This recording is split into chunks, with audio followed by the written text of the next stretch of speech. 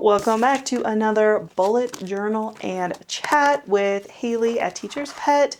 In this video series, you just watch me create my really first bullet journals. I've always used dated and sort of pre-printed planners, so I'm exploring, the world of creating my own and coming up with my own layouts to kind of better fit my needs as a full-time assistant teaching professor.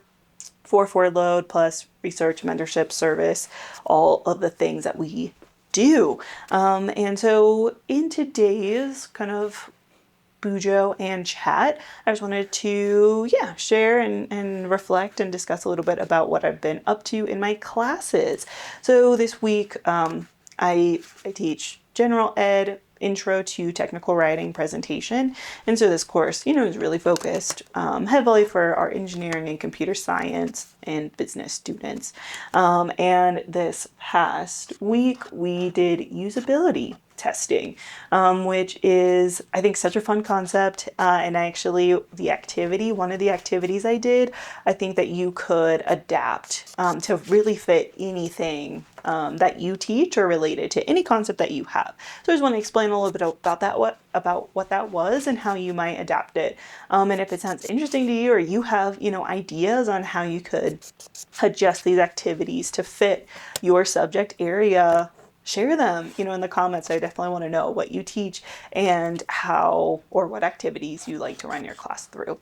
So anyway, this week, usability, which is, essentially the process of testing and then redesigning products, especially digital, but they can be physical as well, products to meet the user needs. So the people that are actually going to be accessing and, using the products. We want to make sure that it is something that they can navigate and it accomplishes their goals, and they are also, enjoying as much as possible, feeling satisfied with it. All of that goes into kind of our usability testing. And so as an intro class, right, it's just kind of scratches the surface, but I definitely see a lot of students that really this unit clicks for them as they, get a chance to really critique and test and suggest recommendations on how to improve kind of stuff.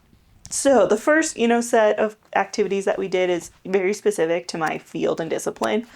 The second activity is where I think you could run this similar thing, but then adapt it to fit your student needs. So anyway, what we did, we came into class. I teach hybrid, so we only meet once a week for 75 minutes.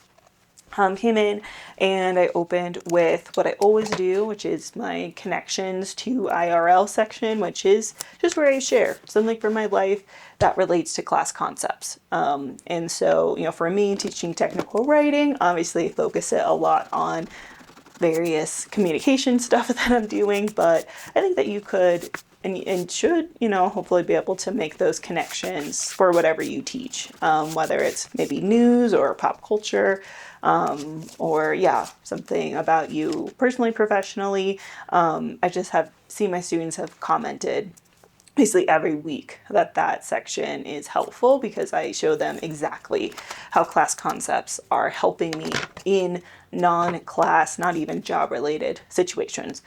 But this one happened to be pretty job-related. So I, recently applied for a new fellowship and grant, and so I was able to, and I showed them here's what, that fellowship sort of RFP CFP looked like, which is helpful for their field specifically.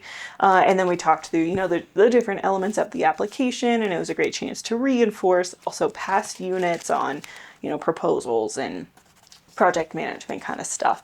So that was pretty fun, and actually took a good 20 minutes because they actually had a lot of questions, which is very exciting. To kind of look for and think about. After getting through the connections IRL, then we got into activity 1, which was watching several demos of people conducting usability tests. And so, I found various clips, and this is very specific to my field, so I was able to find these examples for them to watch. And each clip, was only about 5 minutes long, but I bring whiteboards, for them to do a lot of activities on, since most of my students don't ever bring pen and paper, right? They just use their computer. So I bring whiteboards and, dry erase markers for them. And on their whiteboards, after we reviewed some key concepts, got into the mindset of being a UX, researcher, watched it, and, I had them specifically kind of in each one focus on a little bit different type of data that they should pay attention to. So whether it's tracking, their clicks, or listening for how the participants sounded, quotes, words, I think was really important. Especially I think a lot of students and just people in general, kind of focus maybe more on the concrete or like quantitative data side, which is great.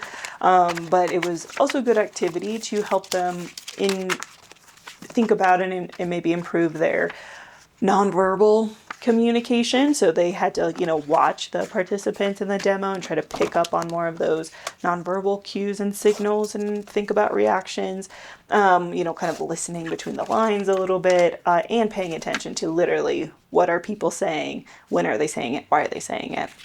So it was really fun and also very easy for me in terms of my prep and what I needed to do to facilitate it. Because they just were watching the videos, and then of course we would talk about it. So after they watched the video, then they shared with a partner what data points they wrote down, and then we came back together as the big group to share out where I, obviously facilitate their responses, questions, just going to every group, what did you write down, expanding on their answers. That was pretty fun. Now, the second activity is where I think a lot of people could expand and adapt it to fit a lot of different subjects and circumstances. So second activity, they then basically practice actually doing a mini usability test on each other. So on their whiteboards, I had them create a scorecard, essentially, right? A place where they could track the task that they're going to test, and then the different metrics and data points they're going to look at, and then a big space, for them to write notes.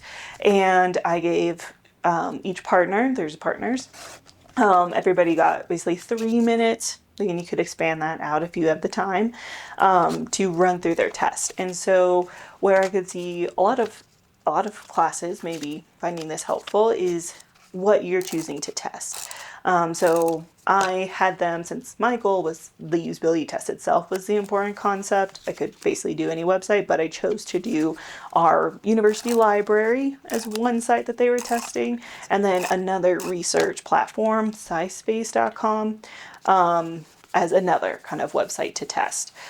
But if you, are teaching history, maybe it's usability on a museum's website, right? Or, insert literally any website related to your field would probably be a great opportunity. But you could also maybe do it based on software or tools or some specific product that your discipline and your students need. Really doesn't matter what you're testing. The key things that were really great that I think could be applied to so many classes is after they did their test, so I gave them specific tasks. So for example, since I did research pages, it was locate papers on, and then I gave them keywords. So I did digital accessibility, but you could insert literally any keywords that you wanted, another place that you could make it tied, specifically to your concepts if you were using your school's library website, for example. So task 1, right, find these papers. Task 2, change how it's, sorted, playing with the filters. Task 3, actually download 2 different PDFs, were the 3 main tasks that they had to complete. So they had just a couple of minutes to do it. UX researcher was, right, taking all the notes on what their partner was doing, saying, body language, all of that. And then they switched. And when they switched, I did have them switch to that other website. So that way there could be more of a comparison point. I definitely would not suggest, if you're going to do this in your class, that they just switch and completely replicate, because the student would know how to do something, obviously, because they just watched their partner do it. If you were going to use the same exact website, at least give them completely different tasks to maybe explore a different section of the website or something like that. But yeah, then they switched to the other research platform, did the same thing. So I kept the task the same, but they got to compare the two different websites. Then after they had all of their data on their whiteboards, made sure they didn't wipe them and then save them. And I had them break into the larger groups. So everybody that had data on the library website met as a group. Everybody that had data on the other research site met as a group. And then I gave them some questions and prompts to discuss with each other, things like, what are insights that you see from your, scorecards and data? How often, were your partners able to complete the actions, that kind of stuff. And they talked for, a few minutes with each other. And then we again shared out as a group. And then the next set of questions, like, okay, now you all tested, you were participants of the same website. So they all chatted with each other about what challenges did you see on this website? What tips did you find? How would you use this as a student? And then you could swap out those questions to be related to your subject, and create a really good kind of conversation infrastructure for that. And then we shared out again. And what I was really excited and impressed by with my students is that there was a lot of tip sharing. So one student was like, I was not able to complete that task. Like, how did you even get that done? And, other students, were able to share, oh, here's how I did it. Here's how I did it. Which I think was good. And in the personal reflections that the students do after class to get their attendance credit, quite a few are like, oh, I actually might use this website for my project, especially, after learning how to use it and getting some tips from my peers. So it was just overall a really, honestly, fun day. I had fun watching them interact with these sites and helping each other. And, it was a very student-led, kind of student-guided day, which is always, of course, nice for me when I don't have to be talking constantly and they get to, generate knowledge and collaborate more with each other.